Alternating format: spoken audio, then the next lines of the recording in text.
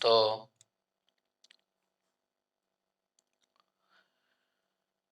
वृत्रासुर को देखकर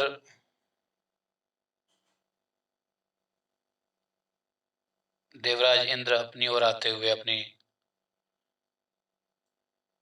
शत्रु पर भयंकर गदा चलाए और वृत्रासुर ने उसको खेल खेल में बाईं हाथ को पकड़ लिया, हाथ से पकड़ के उसको फेंक दिया। तो यहां तक हम लोगों ने किया था। क्रोध में भर करके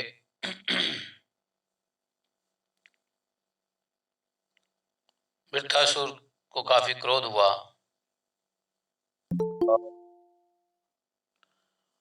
जिस गदा से इंद्र जी ने उसको आक्रमण किया था उसी गदा को छीन के वापस हाथी के मस्तक पे प्रहार किया।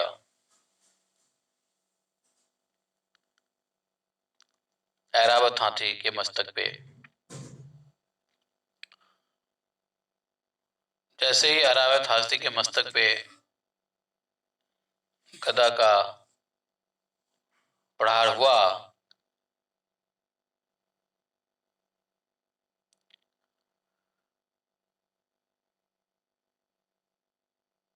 वह हाथी पर्वत के समान घबरा गया। वह सिर से फट जाने से उसका सिर फट गया था, व्याकुल हो गया और वह खून उगलते हुए इंद्र को लिए उस 28 हाथ वहां से लड़ाई मैदान में 28 हाथ हाथी पीछे हट गया।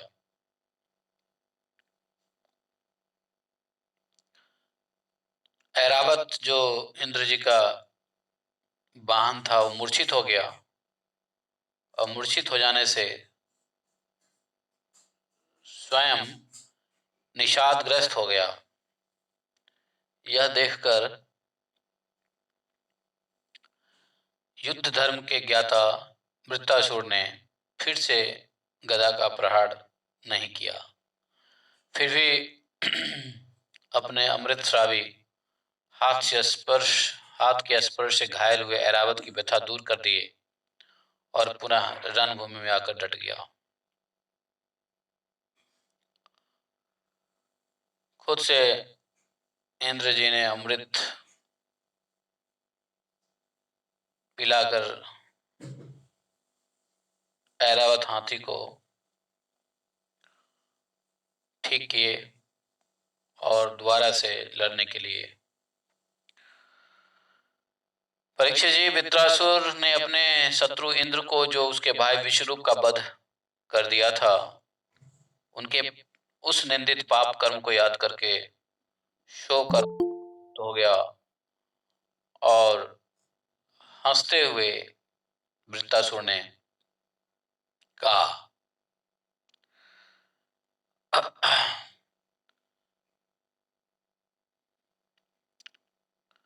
दिष्टया भवान में समवस्थितो रिपुर्यो ब्रह्मा गुरुः भातृहा च दिष्टया निर्णो आद्याम सत्तमं तया मच्छूल निर्भिन्न दिशद्ध चरितात्।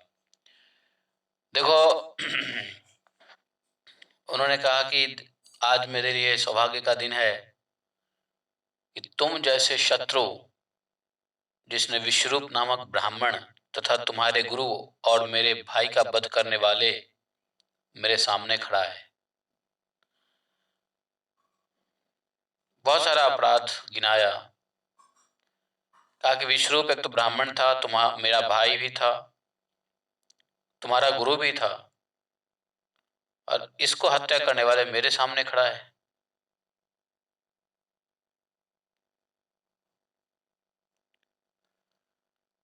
मैं शीघ्र ही तेरे पत्थर के समान हृदय को अपने शूल से चीरकर भाई के ऋण से ऋण हो जाऊंगा। यह मेरे लिए आनंद की बात होगी।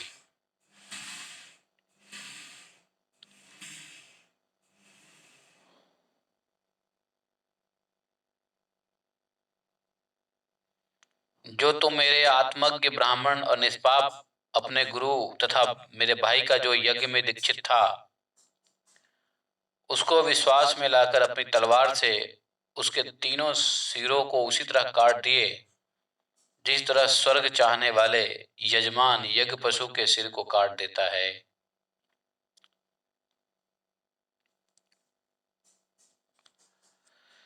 इंद्र, तुमको लज्जा, लक्ष्मी, दया तथा कीर्ति छोड़ चुकी है। वृत्तासुर ने कहा, तुम इतने बड़े पापी हो गए हो कि ना तो तुमको लज्जा, ना तुम्हारे पास लक्ष्मी, ना तुम्हारे पास दया, ना कीर्ति, कुछ भी नहीं। सब छोड़ चुकी है। तुमने जिन कर्मों को किया है उसकी निंदा मनुष्य क्या राक्षस भी करते हैं। मेरे इस त्रिशूल से तुम्हारा शरीर टुकड़ा टुकड़ा हो जाएगा, तुम्हारी मृत्यु अत्यंत कष्ट से होगी, तुमको अग्नि भी नहीं जलाएगी, तुमको गिद्ध नोच नोच कर खाएंगे। दूसरे जो अज्ञानी जीव तुम जैसे क्रूर अनुयायी बनकर मुझ पर अस्त्रों का प्रहार करते हैं, उन सब के गले को अपने तीक्ष्ण त्रिशूल से काट डालूंगा और इससे भैरव भूतनाथों की पूजा करूंगा। मतलब इंद्र देवता से गलती तो हुई थी,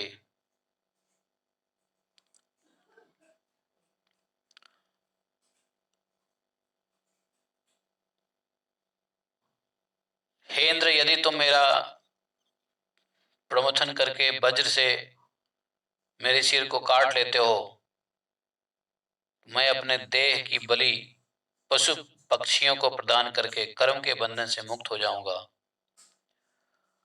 महापुरुषों के चरण रज को प्राप्त कर लूंगा, अर्थात मैं महापुरुषों के लोक में जाऊंगा।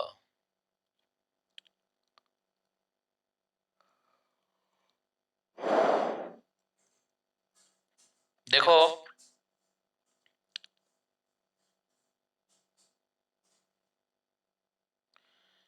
इंद्र ने वृत्तासुर ने इंद्र को दोनों बातें कह दिया। यदि तू तो ऐसे भी मरा हुआ है,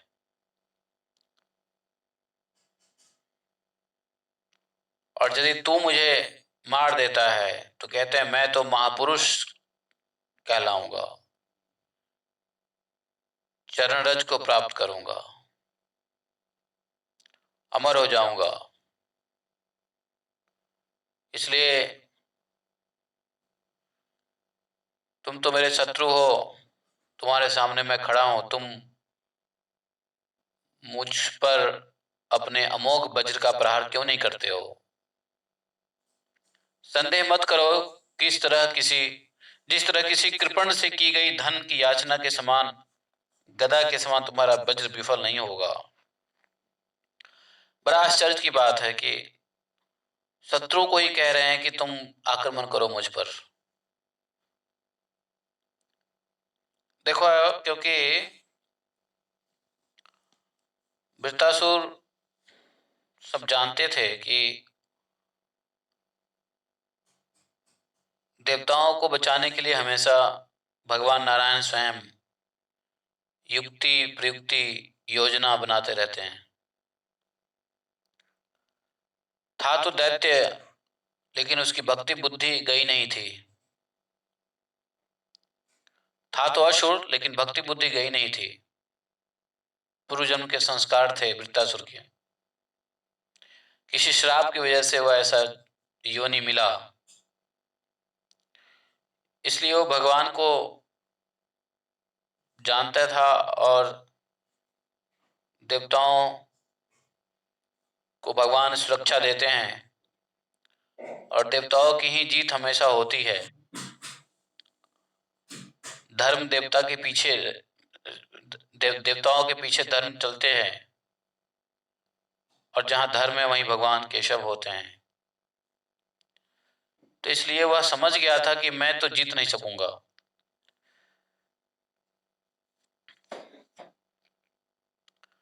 हालांकि इंद्र को बहुत परेशान भी किया लड़ाई में, लेकिन समझ गया कि मैं जीतूंगा नहीं, क्योंकि इंद्र के पास एक खड्ग है, वह खड़ग कोई साधारण खड़ग नहीं है। अगर वो उस वज्र से मुझे मारेगा तभी मैं मरूंगा। तो इंद्र को उल्टा उकसा रहे हैं कि तुम क्या देख रहे हो, तुम अपने वज्र का प्रयोग करो ना और मुझे मार डालो।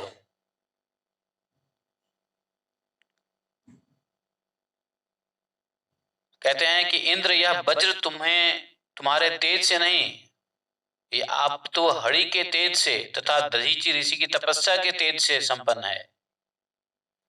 यहां तक कहा कि मैं अगर मरूंगा तो तुम्हारी कोई तेज नहीं है इसमें। इस वज्र में तो भगवान हरि का तेज है और दधीचि ऋषि की तपस्या का तेज है।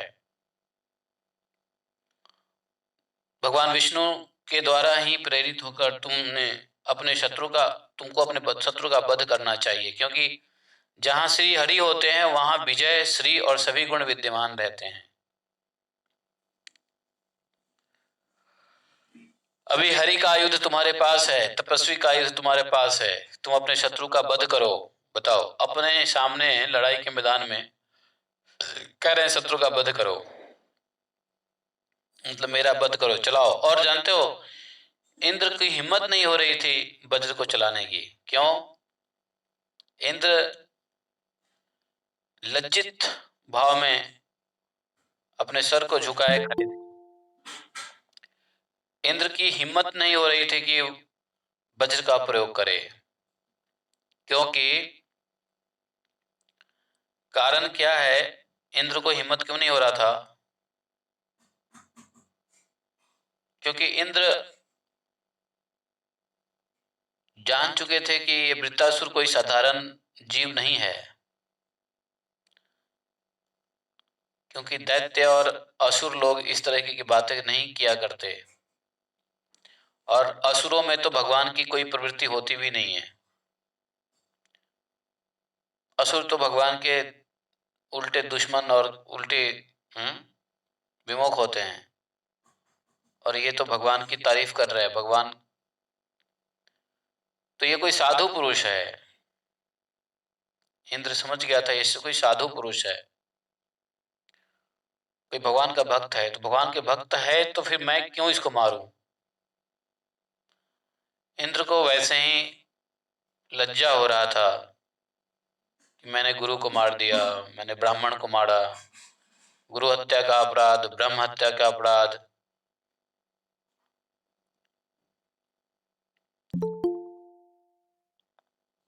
तो इंद्र को वृत्तासुर की बातें हृदय में लग गई और समझ गया कि ये तो महान भक्त है कोई, और भक्त है तो फिर मैं इनको मारूं क्यों?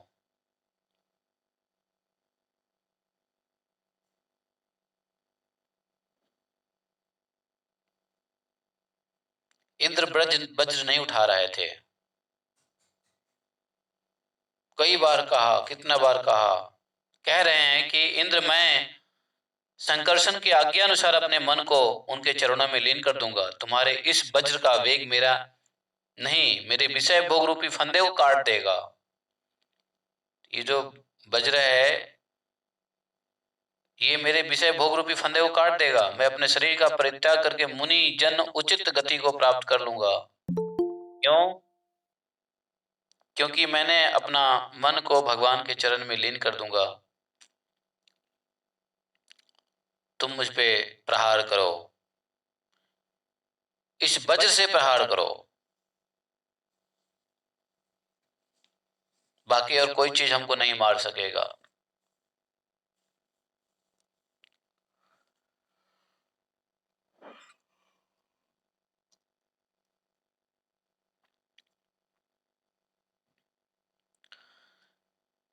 इंद्र को कह रहे हैं वृत्तासुर की, तुम चिंता मत करो, तुम यदि हमको मारोगे तो हमको कष्ट नहीं होगा, मुझको पीड़ा नहीं होगा, उल्टा हमें अच्छा लगेगा, क्योंकि भगवान संकर्षण का आदेश का मैं पालन करूंगा। पुंसां कलहिकांत धियां सुकानां याः संपदो देवी विमो रसाया। होमो नराति गति यद्वेग उद्वेगादि धर्मदः कलिर्व्यसनम संप्रयासः।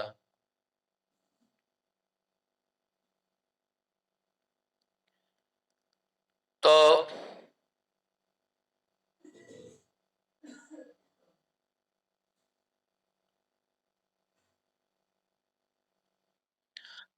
श्री भगवान अपने अनन्य प्रेमी भक्तों को, जो उनके निजजन हैं, उनको स्वर्ग, पृथ्वी अथवा रसातल की संपत्तियों को नहीं देते हैं।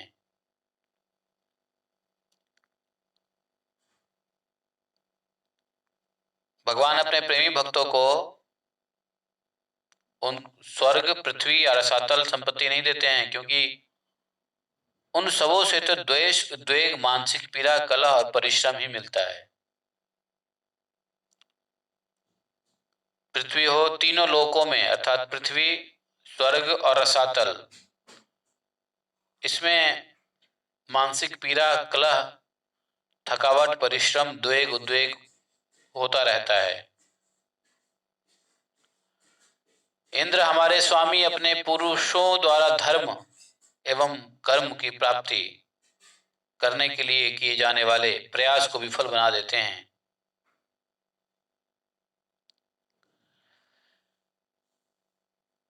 किसके स्वामी? अर्थात भगवान। भगवान अपने पुरुषों द्वारा धर्म, अर्थ एवं काम की प्राप्ति के लिए किए जाने वाले प्रयास विफल कर बना देते हैं। श्री भगवान का इस प्रकार का कृपा प्रसाद उनके अकिंचन भक्तों के ही अनुभव गम्य हैं। दूसरों के लिए तो वह दुर्लभ ही है।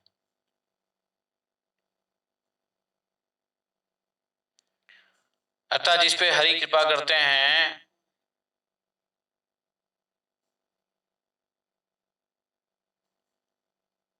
उनको किसी प्रकार के अन्य कार्यों के प्रयास को विफल कर देते हैं।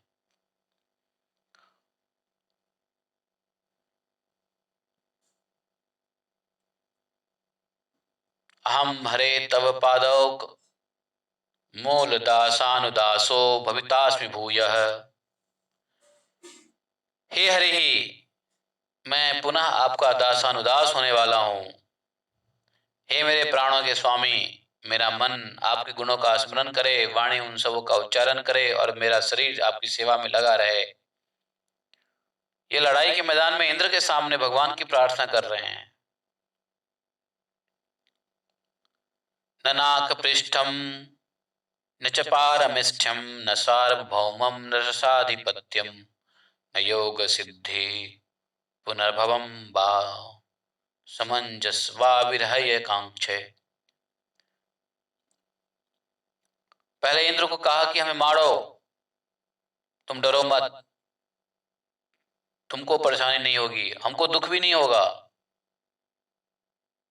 फिर भगवान को प्रार्थना करने लगे कि हे सार्वभौम निधे, आपको छोड़कर मैं न तो स्वर्गलोक चाहता हूं, न ब्रह्मलोक को चाहता हूं, न तो मैं भूमंडल का साम्राज्य प्राप्त करना चाहता हूं, न तो रसातल का एक छत्र आधिपत्य प्राप्त करना चाहता हूं, न तो योग की सिद्धियां चाहता हूं, न तो मोक्ष ही प्राप्त करना चाहता हूं। सिर्फ और सिर्फ आपको चाहता हूं।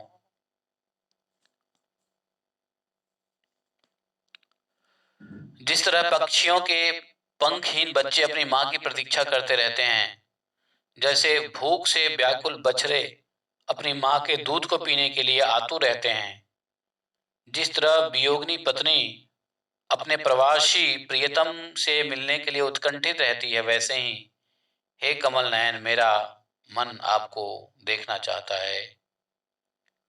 हे प्रभु, अपने कर्मों के अनुसार संसार चक्र में भटकने वाले मेरी मित्रता श्री भगवान के भक्तों से ही हो, यही मैं चाहता हूं। तो कर्मों के अनुसार यदि संसार में भटकने वाली कर्म बन रही है, तो भी मैं आपके भक्तों के साथ ही रहूं, आपके भक्तों से ही मित्रता रखूं, और यह भी चाहता हूं कि आपकी माया से मोहित होकर मेरी मित्रता पुनः पुत्र, पत्नी और परिवार आदि में न हो जाए। मतलब आपके माया से मोहित होकर के मैं दोबारा से पुत्र पत्नी और परिवार में मैं मोह नहीं, बल्कि जब भी अगर कर्मवश अगर जन्म हो तो आपके भक्तों के ही संग मिले, आपके भक्तों में ही मोह हो, आपके भक्तों से ही प्रीति हो, प्रेम हो, मित्रता हो। तो इस प्रकार से वृत्तासुर ने इंद्र को के सामने में भगवान से प्रार्थना किया। आप समझ सकते हो कितनी बड़ी डायलेमा हो गया इंद्र के साथ कि इंद्र आप कैसे मारे वृत्तासुर को। इंद्र तो समझ गया ये कोई भगवान का भक्त है, भक्त को परेशान करने का सजा वैसे ही इंद्र को बहुत बार मिल चुका था।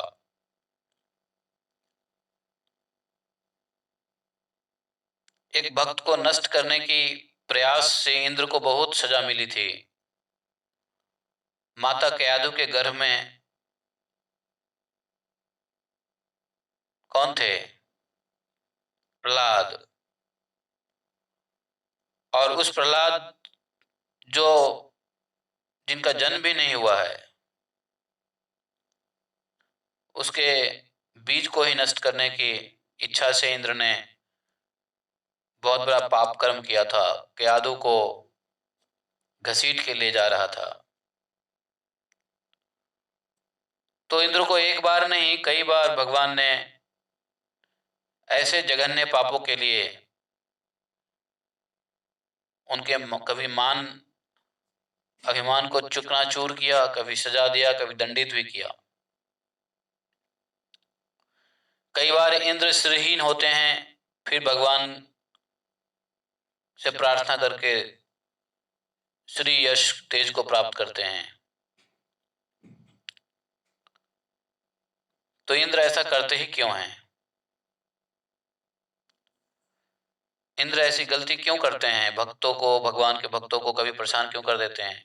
उटपटांग काम क्यों कर देते हैं इंद्र, जिससे वो श्रीहीन हो जाते हैं, असुर उनके ऊपर हावी हो जाता है, बलहीन हो जाते हैं, फिर भगवान फिर भी उनकी रक्षा करते हैं।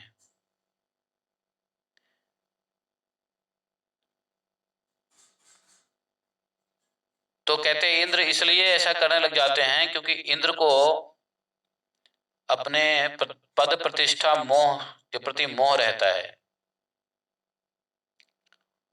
भय रहता है कि मेरी पद को कोई ले न ले।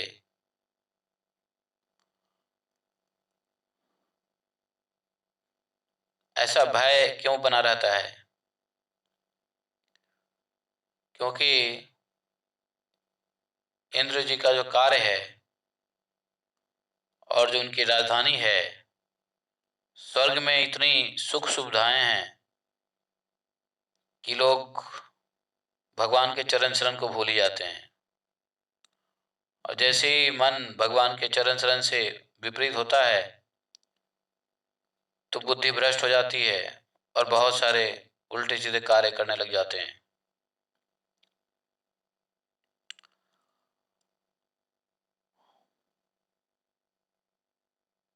अब कहते हैं सुखदेव गोस्वामी, हे राजन, वृत्तासुर रणभूमि में अपना देह त्याग करना चाहता था क्योंकि वह विजय की अपेक्षा मृत्यु को ही अच्छा मान रहा था।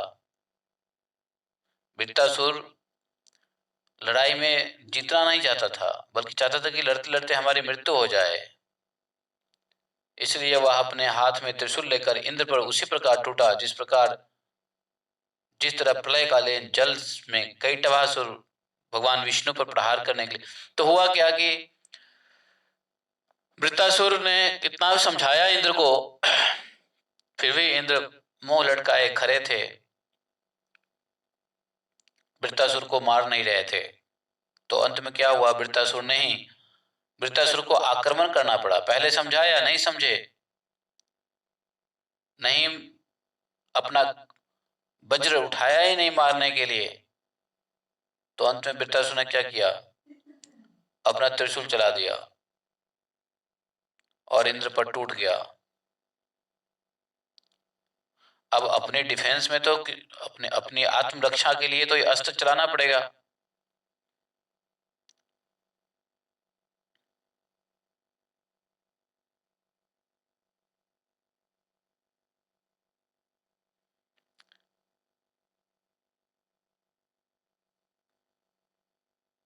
तो एक्चुअली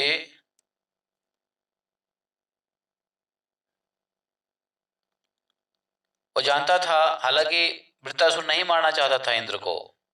वो चाहता था कि इंद्र ही आकर के वज्र का प्रहार करके उसका गला काट ले जाए। लेकिन लड़ाई के मैदान में बिना लड़े कौन किसको मारता है। इंद्र पे उन्होंने को प्रहार करना पड़ा। अब इंद्र ने देखा कि भयंकर त्रिशूल ग्रह और उल्का के समान चक्कर काटते हुए आकाश में आ रहा है उनके ओर। देखकर इंद्र घबराए नहीं।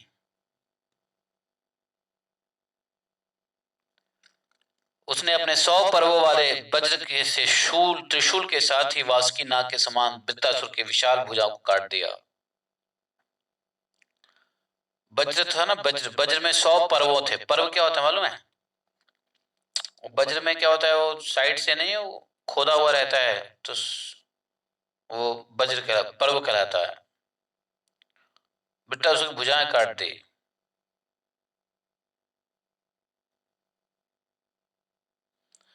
उसके पश्चात उसकी एक भुजा कट गई थी। वह वृत्तासुर क्रोध होकर दूसरे हाथ से वज्र लिए हुए इंद्र के सन्निकट जा, हाथ में वज्र लिए हुए इंद्र के पास जाकर के इंद्र पर प्रहार किया। जैसे इंद्र पे प्रहार किया, इंद्र के हाथ से वज्र गिर गया। वृत्तासुर के इस अद्भुत, एक हाथ तो कट गया था, लेकिन एक हाथ से ही जो प्रहार किया उसको देख करके सभी लोग बड़े विस्मित हुए। देवता, असुर, असुर, चारण, सिद्धगण, सबने उनकी प्रशंसा की। इंद्र को संकट में देखा कि इंद्र वज्र तो गिर गया, हत्या तो वज्र से होनी है, और वही वज्र हाथ से गिर गया। सभी देवता लोग डर गए। हाय हाय हाय हाय कह के चिल्लाने लगे, क्योंकि इंद्र संकट में पड़ गया था। अपने हाथ से छुटकर शत्रु के सन्निकट में गिरे हुए वज्र को देखकर इंद्र लज्जित हुए, उनको नहीं उठाए। वे वृत्तासुर ने इंद्र से कहा, इंद्र वज्र वज्र को उठाकर अपने शत्रु का वध करो। यह दुख करने का विषय नहीं है, समय नहीं है, विषाद मत करो। वो जो वज्र था वो वृत्तासुर के पास में ही जाके गिरा था, लेकिन उसके पास में इंद्र जाकर के उसको उठाने की हिम्मत नहीं कर रहे थे। वृत्तासुर ने समझाया इंद्र को, बताओ ऐसी लड़ाई कभी किसी ने देखी होगी? अद्भुत लड़ाई। कहते हैं केवल सर्वज्ञ सनातन आदि पुरुष तथा संपूर्ण जगत, सृष्टि, स्थिति और प्रलय के नियामक परमात्मा को छोड़कर युद्ध के लिए सदा उत्सुक बने रहने वाले आतताइयों को सदा विजय ही नहीं होती है, उनकी कहीं पराजय भी होती है। ये वृत्तासुर कह रहे हैं, अभी भी कह रहे हैं। देखो भगवान, पुरुष भगवान जो इस जगत के सृष्टि करते हैं, स्थिति रखते हैं और प्रलय करते हैं, कंट्रोलर है, परमात्मा को छोड़कर युद्ध के लिए सदा उत्सुक बने रहने के वाले आतताई को हमेशा पराजय भी होती है, हमेशा विजय नहीं होती है। इसलिए लोकपालों सहित ये सारे लोग जाल में फंसे हुए पक्षियों की भांति जिसके पराधीन होकर चेष्टाएं करते हैं, वह काल ही सबके जय और पराजय का कारण है। अब यहां भी इंद्र को कह रहे हैं कि ये जो जय और पराजय है वो तो काल के हाथ में है। ओजः सहो बलम प्राणमृतम मृत्युमेव च तमाज्ञा जनो हेतुमानात्मन्यते जडम। वह काल ही मनुष्य का मनोबल, इंद्र बल, शरीर बल, प्राण बल, जीवन और मृत्यु के रूप में स्थित है। काल, काल किस रूप में स्थित है? तो मनोबल, इंद्रिय बल, शरीर बल, जीवन, मृत्यु इत्यादि के रूप में काल ही स्थित है। उसको जानकर मनुष्य जड़ शरीर को ही जय या पराजय का कारण मानता है। तो न तो इस शरीर से जय होता है न पराजय होता है, परंतु सब होता है काल के बल से। हे इंद्र, जैसे कठपुतली तथा यंत्र निर्मित मृग नचाने वाले के अधीन ही होती है, इसी तरह तुम सभी जीवों को परमात्मा में के ही अधीन जानो, जिस परमात्मा की कृपा से बिना पुरुष प्रकृति महत आदि अहंकार पंचभूत इंद्रियां तथा अंतःकरण चतुष्टय आदि कोई भी इस जगत की सृष्टि करने में समर्थ नहीं होते। जिस व्यक्ति को परमात्मा नियामकत्व का ज्ञान नहीं है, वह आत्मा को स्वतंत्र कर्ता मानता है। वस्तुतः परमात्मा ही जीव के द्वारा जीवों को उत्पन्न करते हैं और जीवों के द्वारा वे स्वयं जीवों का संहार करते हैं। ये बात सही है।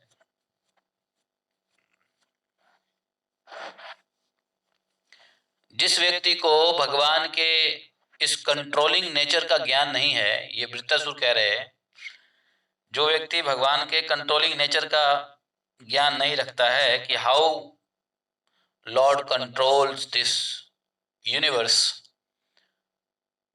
तो वह क्या होता है, वह आत्मा को स्वतंत्र कर्ता मानता है, अर्थात आत्मा को कर्ता मानता है। आत्मा तो कर्ता है ही नहीं, कहते ना।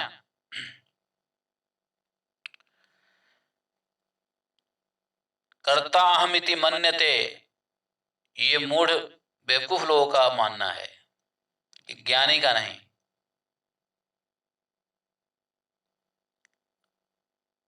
परंतु भगवान जीव के द्वारा जीव को उत्पन्न करवाते हैं, जीव के द्वारा जीवों का संहार कराते हैं, जीव के द्वारा जीवों का तो सब जीव से ही करा लेते हैं।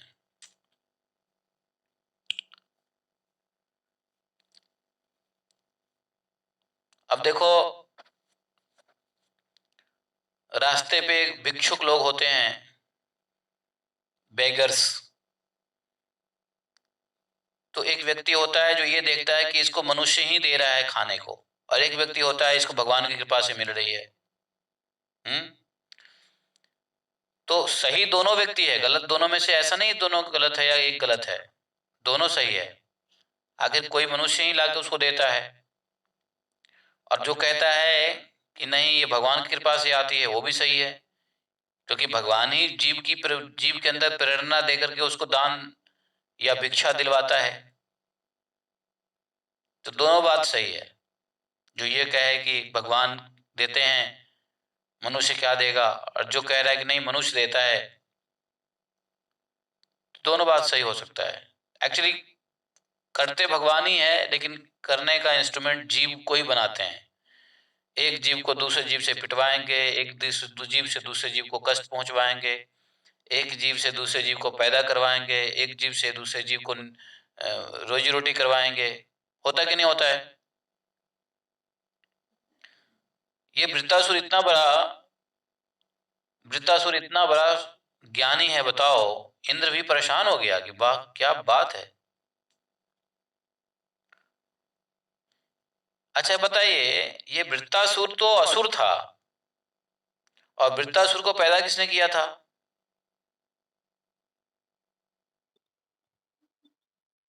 त्रिष्टा ने किया था। तो त्रिष्टा ने तो इंद्र के संहार के लिए किया था। ये भक्त कहां से आ गया?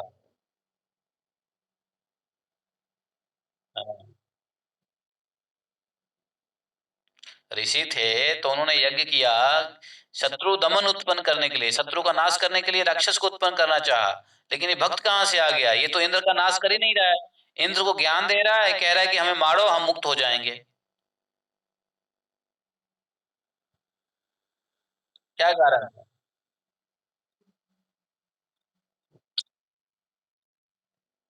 ना ना, वो ठीक, ना ना ना वो ठीक है, ना ना वो ठीक है, वो अपराध किया था उनका पिछला जन्म तो ठीक है।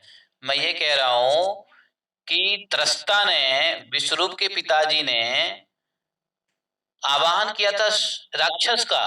ये राक्षस कैसे बन के आ गया? ये राक्षस तो है ही नहीं, वृत्तासुर तो शरीर राक्षस है, लेकिन राक्षस नहीं है वो तो भक्त है। तो त्रस्ता से गलती हुई, मालूम है? सुनिए मैं क्या कह रहा हूं, गलती त्रस्ता से हुआ। त्रस्ता ने जब शत्रु नाशक यज्ञ किया, तो उसमें उसने क्या किया, यज्ञ के मंत्र को गलत पढ़ लिया, यज्ञ के मंत्र को उसने गलत पढ़ लिया, और गलत मंत्र से उसने क्या किया, तो राक्षस तो आया नहीं बल्कि भक्त आ गया। इसलिए इंद्र का नाश नहीं कर रहे हैं वृत्तासुर, बल्कि इंद्र को वहां पे इंद्र के सामने भगवान की प्रार्थना कर रहे हैं, और इंद्र को ये भगवत ज्ञान और दे रहे हैं। तो गलती त्रस्ता से हुई थी। एक कथा में मैंने सुना था, त्रस्ता से एक मंत्र है, मंत्र मुझे याद नहीं है, वो कह रहे थे मंत्र, तो उस मंत्र में कुछ समासिक शब्दों का उलटफेर हो गया। देखो, स्वर से समास बनता है, समास से अर्थ बनते हैं, तो स्वर गलत होगा तो समास गलत होगा। हैं? क्या हुआ? हमसे बोल रहे हो? म्यूट कर लो अगर हमसे नहीं बोल रहे हो तो कहते हैं स्वर से समास बनता है, समास से अर्थ निकलता है। जो लोग हिंदी जानते हैं उनको मालूम है, स्वर, व्यंजन, समास, प्रत्यय, अव्यय, उपसर्ग, ठीक है, जो हिंदी व्याकरण पढ़े होंगे, संस्कृत व्याकरण वाले जानते हैं इसको। तो वो क्या नाम उसका, भूल गया दोबारा से, त्रष्टा है, त्रष्टा विश्वरूप जी के पिता ने जो यज्ञ किया राक्षस के लिए, तो उसमें स्वर के उच्चारण में गलती हो गई, मंत्र के स्वर के उच्चारण में गलती होने से समास में भेद पैदा हो गया। तो समास में भेद पैदा होने से क्या हुआ, मंत्र का अर्थ ही बदल गया। तो उसमें समास कहते हैं कि बहुब्रीहि समास यूज करना था और हो गया तदभव समास। तो ऐसा कुछ है, मतलब डिटेल में मुझे याद नहीं है। तो ये गलती हो गई त्रष्टा से, इसलिए ये परेशानी हो गया, समझे। और आ कौन गए, वृत्तासुर जैसे राक्षस, भक्त, शरीर राक्षस थे लेकिन जीव रूप में भक्त थे वो। और वृत्तासुर को ये शरीर मिला वो तो ठीक है, उनसे अपराध हुआ था, और उसके श्राप में माता पार्वती ने उनको श्राप दे दिया था, वो भी आएगा, समझे। तो वरना कोई राक्षस इस प्रकार से आत्मज्ञान देगा कि भगवान आत्मा स्वतंत्र नहीं है, परमात्मा ही जीव के द्वारा जीव को उत्पन्न करके जीव के द्वारा ही उस जीव को संहार कराते हैं, बताओ। कहते हैं समय के अनुकूल होने पर पुरुष को आयु, लक्ष्मी, यश और ऐश्वर्य आदि भोग उसी तरह प्राप्त होते हैं जिस तरह समय के विपरीत होने पर, इच्छा नहीं रखने पर भी मनुष्य को मृत्यु और अपयश इत्यादि को प्राप्त होता है। हाँ, यहाँ पे समय को बलवान बताते हुए ये कहा है कि आयु श्री कृति ऐश्वर्य आशीष पुरुषस्य या। देखो, पुरुष के आयु, लक्ष्मी, कितना धन मिलना है उसको, कितना यश, बड़ाई, मान और कितना ऐश्वर्य भोग मिलना है, यह सब समय के अनुकूल होने पर ही मिलता है। लेकिन यदि समय विपरीत हो तो विपरीत इच्छा होने के बावजूद भी मनुष्य को अपयश ही मिलता है, धन लुट जाता है, मृत्यु को प्राप्त होता है। कौन चाहता है मृत्यु प्राप्त हो? इच्छा नहीं होने पे भी मृत्यु प्राप्त होती है समय पे। कोई नहीं चाहता मेरा अपयश हो, लेकिन समय के साथ कुछ ऐसे प्रावधान काल बन जाता है, अपयश हो जाता है। तो यहाँ कहते हैं भगवन्तेव ही तत्काले। इसलिए यश, अपयश, जय, पराजय, सुख, दुख तथा जीवन, मरण, इनमें से किसी की भी इच्छा अथवा अनिच्छा नहीं रखकर सभी स्थितियों में समान भाव से रहना चाहिए। सुखी अथवा दुखी नहीं होना चाहिए। समा स्यात् सुख दुखाभ्याम मृत्यु जीवित योस्तथा। जय हो या पराजय हो, हार जाओ या जीत जाओ, सुख आए या दुख आए, यश मिले अपयश मिले, ये किसी भी स्थिति में क्या समान भाव बनाए रहना चाहिए, क्योंकि इससे सुखी और दुखी नहीं होना चाहिए, दुख नहीं होना चाहिए। न ही मिलने पे सुखी महसूस करना चाहिए। सुख तो होता है लेकिन सुख की महसूस नहीं करनी चाहिए। धन संपत्ति मिलने पे सुख आता है लेकिन सुख की महसूस नहीं करना चाहिए, और दुख आने पे दुखी भी नहीं होना चाहिए। ये वृत्तासुर कह रहे हैं कि सत्तम रजस्तम इति प्रकृतेनात्मनो गुणाः तत्र साक्षिणात्मना यो वेद न स बध्यते। ये राजस, तामस और सत्व, ये तीनों प्रकृति के गुण है, आत्मा के गुण नहीं है। इसलिए जो पुरुष आत्मा को उनका साक्षी जानता है वह हर्ष आदि से युक्त नहीं होता। हर्ष आदि मतलब हर्ष, शोक इत्यादि से युक्त नहीं होता है। समझ गए? ये कहानी हो गया। इंद्र मुझे देखो, तुमने मेरे अस्त्र को और भुजाओं को काट करके एक तरह से पराजित ही कर दिया है ना, फिर भी तुम्हारा प्राण अपहार करने का मैं अपनी शक्ति के अनुसार युद्ध में प्रयास कर रहा हूं। यह युद्ध एक जुए का खेल है, इसमें प्राणों की ही बाजी लगती है, प्राणों के पासे डाले जाते हैं, वाहन ही चौषड़ है, और इसमें पहले से किसी को भी पहले से यह ज्ञात नहीं होता है कि कौन मरेगा कौन जिएगा। अरे बाप रे, भयंकर बात कह रहे ये वृत्तासुर। देखो भगवान के भक्त है, खैर कह रहे हैं कि युद्ध जुए का खेल है, इसमें बाजी किसकी लगती है? प्राण की। और बाण जो है पाशा है, बाण चलाते हैं ना, पाशा चलता है, और जो वाहन है ना, वाहन चौषड़ है, और पहले किसी को पता नहीं होता है कि कौन जीतेगा कौन हारेगा।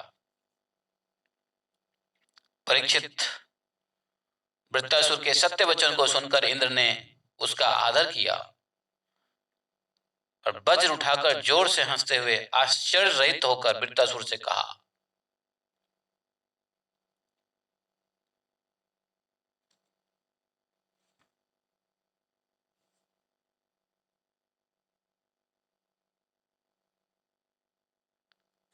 अरे बहुत देर से कुछ वाइब्रेट हो रहा है, मोबाइल वाइब्रेट हो रहा है क्या?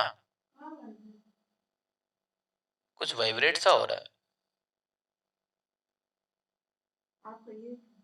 क्या? ना ना, ये खैर। तो इंद्र ने क्या किया? इंद्र ने उनको आदर किया, उनकी बात को सराहा, और इंद्र गए उसके पास में और वज्र को, गिरे हुए वज्र को उठा लिया। हंसते हुए आश्चर्य रहित होकर वृत्तासुर से कहा, ओहो दानवराज, तुम तो सिद्ध हो, इसलिए तुम्हारी बुद्धि इस प्रकार की धैर्य संपन्न बन गई है। तुम सभी प्राणियों की आत्मा, सुहृद और संपूर्ण जगत के स्वामी श्री भगवान के पूर्ण रूप से भक्त हो गए हो। निश्चित रूप से तुमने जीवों को मोहित करने वाली भगवान विष्णु की माया को पार कर लिया है, इसलिए तुम आसुर भाव का परित्याग करके महापुरुषत्व को प्राप्त कर लिए हो। यह बड़े आश्चर्य की बात है कि रजोगुणी प्रकृति वाले तुम्हारी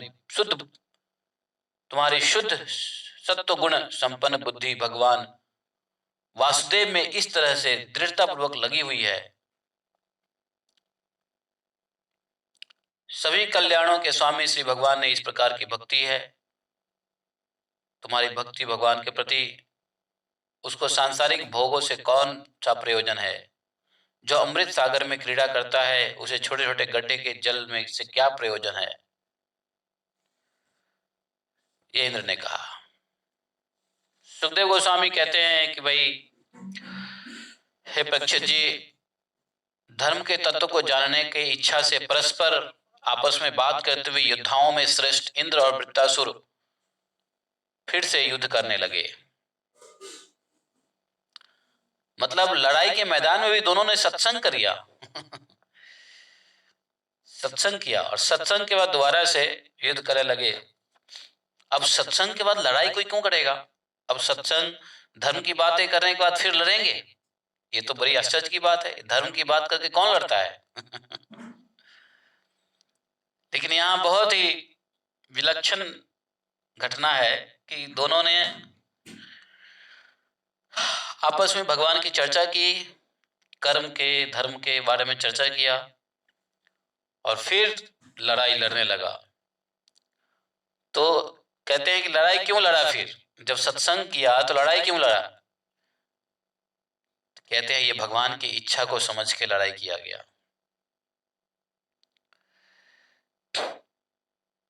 तो भगवत इच्छा से कभी कभी लड़ाई भी होती है, और लड़ाई करते भी है भक्त लोग।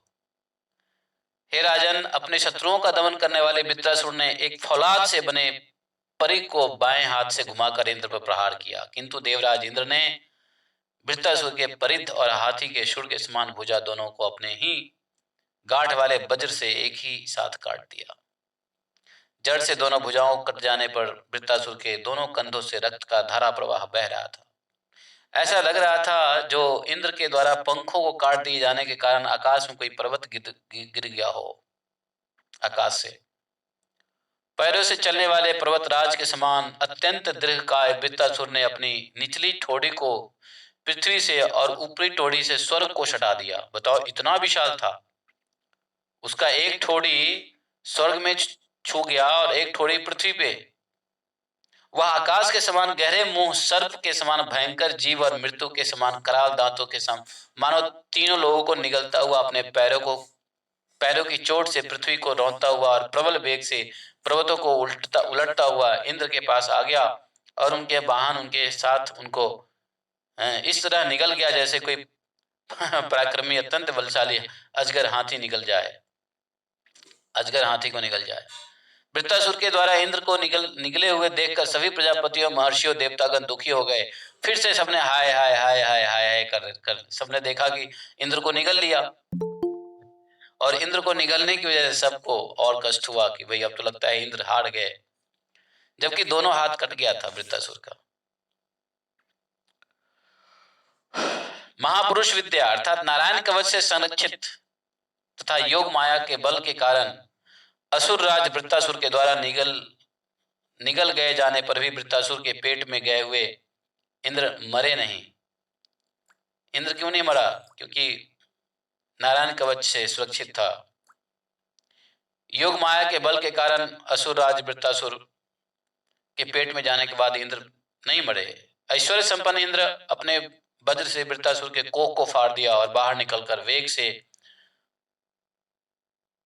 उसके सिर को काट दिए, और तीव्र वेगशाली वज्र ने वृत्रबध का योग उपस्थित हो जाने पर चारों ओर घूमते हुए उसकी गर्दन को सूर्य आदि ग्रहों की उत्तरायण और दक्षिणायन रूप गति में जितना समय लगता है उतने दिन में अर्थात 1 वर्ष में उसके सिर को काट कर गिरा दिया। मतलब इतना समय लग गया उसके सर को काटने में। दक्षिणायन और उत्तरायण देवताओं का 1 वर्ष नहीं, यहाँ का 1 वर्ष। उस समय आकाश में दुंदुभियां बजने लगी। महर्षियों के साथ सिद्धो, गंधर्व, वृत्तासुर घाती इंद्र के पराक्रम सूचक मंत्रों से इंद्र की स्तुति की, और प्रसन्नता पूर्वक सबने उसके ऊपर इंद्र जी के ऊपर पुष्प वर्षा किए। इंद्र अंततः जीत गए, जैसे भगवान ने कहा था करने के लिए वैसे ही इंद्र ने किया। वृत्तासुर के शरीर से निकली हुई आत्मज्योति इंद्र आदि सभी लोगों को देखते देखते भगवान में लीन हो गई।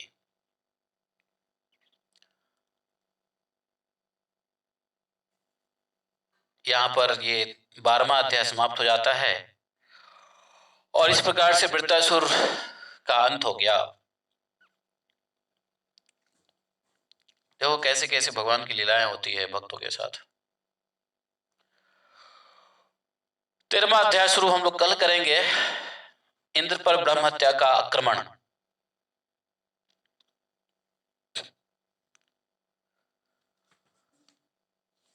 आज के लिए इतना ही। बोले ग्रंथराज श्रीमद् भागवतम की जय। एकम शास्त्रम देव की पुत्र गीतम एको देवो देव की पुत्र एव एकम मंत्र शतशनामानि यानि कर्मापि तस्य देवस्य सेवा। तमेव माता च पिता तमेव बन्धुश्च सखा तमेव विद्या द्रविणं तमेव मम सर्वदेव देव। कृष्णाय वासुदेवाय हरे परमात्मने प्रणतक्लेशनाशाय गोविन्दाय नमो नमः। हे कृष्ण करुणा सिंधु दीनबंधु जगतपते गोपेश गोपिका कांतम राधा कांतम नमस्ते। तप्त कांचन गौरांगी राधे वृंदावनेश्वरी वृषभानुसुते देवी प्रणमामि हरिप्रिये। वाञ्छाकल्पतरुभ्यश्च कृपा सिन्धुभैव च पतितानां पावनेभ्यो वैष्णवेभ्यो नमो नमः। जय श्री कृष्ण चैतन्य प्रभु नित्यानंद श्री अद्वैत गदाधर श्रीवासादि गौर भक्तवृंद। हरे कृष्णा कृष्ण कृष्ण हरे हरे हरे राम राम राम हरे हरे। बोले ग्रंथराज श्रीमद् भागवतम की जय। श्रील प्रभुपाद की जय। जय जय श्री राधे श्याम। हरे कृष्णा। प्रभुपाद की जय। गुरु गोविंद की जय। जय जय श्री राधे। तो ठीक है, हम लोग अब समाप्त करते हैं और फिर वापस शाम को अगर समय मिला तो मिलते हैं रामायण के लिए।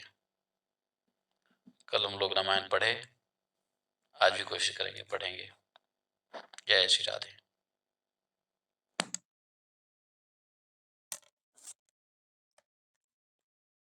ठीक है। हाँ, हरे कृष्ण।